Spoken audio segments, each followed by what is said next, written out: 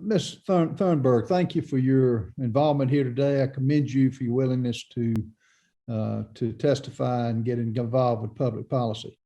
In the past, when you're talking about climate change, you have said, quote, "I want you to panic. I want you to feel the fear I feel every day."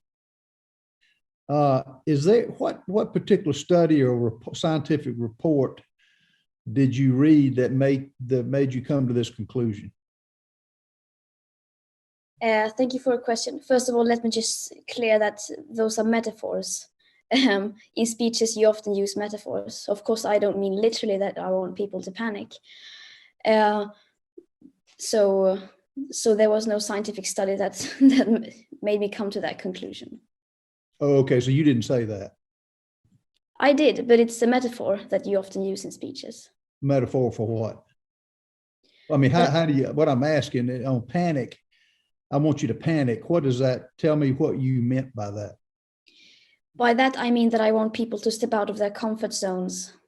And to not just see the climate crisis as a far distant threat, but rather as something that is impacting people already today, and people to step out of their comfort zones to start taking real action. Okay.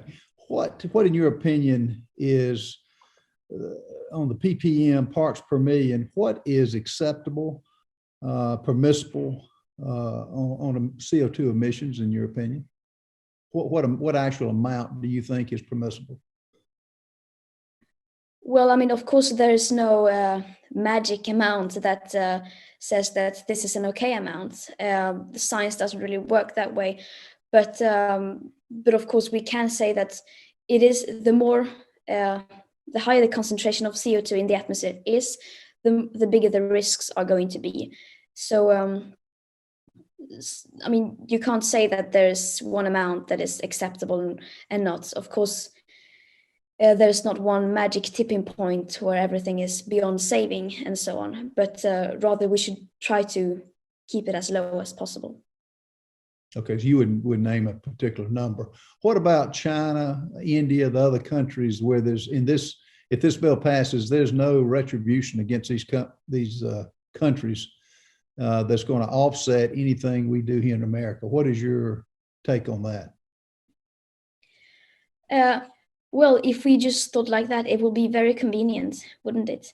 But rather, we need to see the holistic perspective. How can we, if we take, for example, India as an example, how can we expect India to take action when the developed countries who have actually promised to lead the way won't do that? If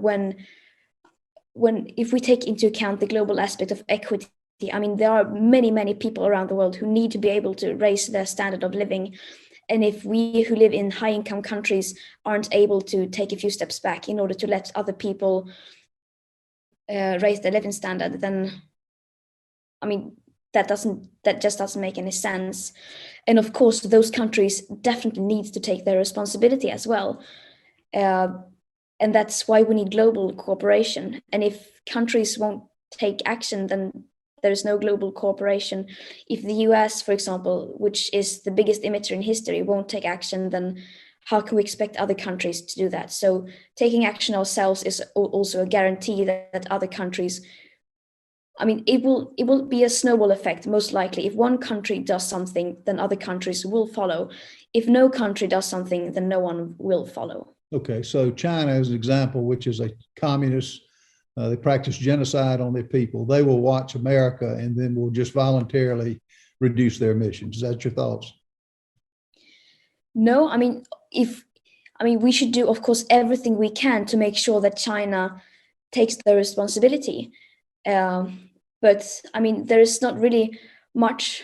I mean, all I can do is to try to advocate for global change. All you can do is to take action and try to create a global pressure on China so that they will have to take action. As you say, we can't just go there and ask them to do it. That would be very nice, but yeah, we need to think realistically as well. Yeah, there's nothing in the bill that puts any type of pressure other than, I guess, showing the example. Thank you for your testimony. Ms. Macarola.